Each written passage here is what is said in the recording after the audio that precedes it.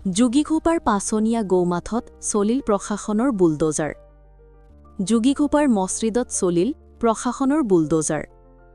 প্ৰশাসনৰ ৭খন বুলডোজাৰেৰে চলিলে উচ্ছেদ অভিযান। যোগীঘোপাৰ পাছনীয়া গৌমাথৰ ৫৩৩ বিঘা ভূমিৰ অৱশিষ্ট ৪৫ বিঘা বেদখল কৰি বসবাস কৰি আছিল একাংশ বেদখলকাৰী। প্ৰশাসনে স্ব-ইচ্ছাই আঁতৰি যাবলৈ যোৱা ৩০ নৱেম্বৰত সময়সীমা বান্ধি দিছিল। একাংশ বেদখলকাৰী স্ব-ইচ্ছাই আঁতৰি গৈছিল উক্ত স্থানৰ পৰা, কিন্তু শতাধিক পৰিয়াল বৰ্তমানো বেদখল কৰি আছিল। অৱশেষত আজি জিলা প্ৰশাসনে চলালে উচ্ছেদ অভিযান। মছজিদত বুলডোজাৰ চলোৱাৰ সময়ত ৰাইজৰ মাজত কান্দোনৰ ৰোল উঠে। কান্দোনত ভাঙি পৰিছে স্থানীয় ৰাইজ। উক্ত মছজিদটো উচ্ছেদ কৰাৰ পৰা ৰক্ষা কৰিবলৈ জিলা প্ৰশাসন আৰু চৰকাৰক ৰাইজে আহ্বান জনাই আহিছিল যদিও ইয়াৰ মাজতেই চলিল প্ৰশাসনৰ উচ্ছেদ।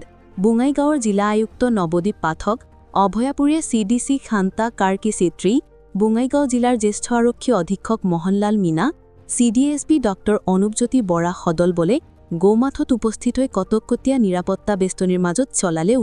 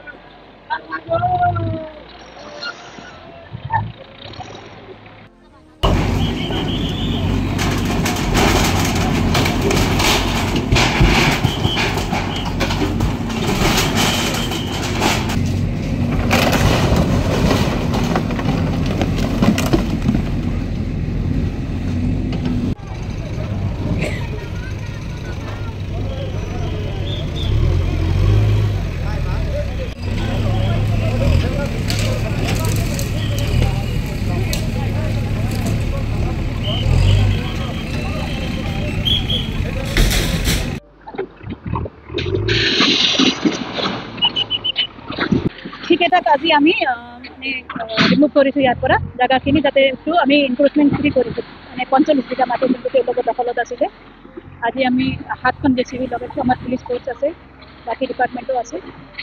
আমাৰ এতিয়া যোনটো এনক্ৰোচমেণ্ট হৈ আছিলে, দখলত আছিলে DPR পৰ্চনটো 45 বিঘা আছিলে। আজি এইখিনি 45 বিঘাটো আমি এনক্ৰোচমেণ্ট ফ্ৰী কৰিছোঁ।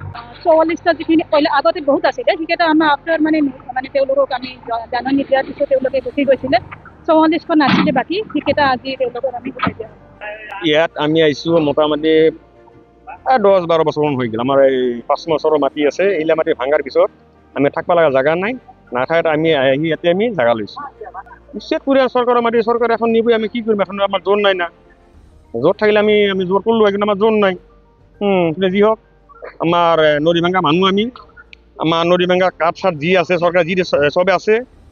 থকাটো মোক জাননী আগত দিছিল, মই ভাঙি চাঙি লৈছোঁ। এতিয়া ঘৰ দুৱাৰ নাই, কলগছৰ ইলা আছে, ইলাই আমি ইলেকশ্যন কৰি আছে। এটা ঘৰ দুৱাৰটো নাইয়ে না। সেইগতিকে আমি চৰৰ মানুহ, এটা চৰ উঠিলে মই চৰত গ'লোঁ হয়, কিন্তু চৰকাৰ চাৰ উঠা নাই, মই যাব পৰা নাই।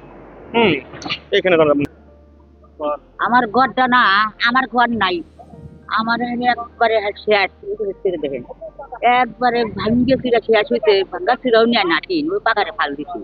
আমার বেটার যে ঘর আসছেন, এই আগে যে ভাঙছিল 3 মাস হল, এখানকার দিনে উমরে ফালাইয়া থেকে এবার পড়ে রয়েছে কাই ঘরে রয়েছে। বেটাটা দিল্লি বেমার, আমি একলাই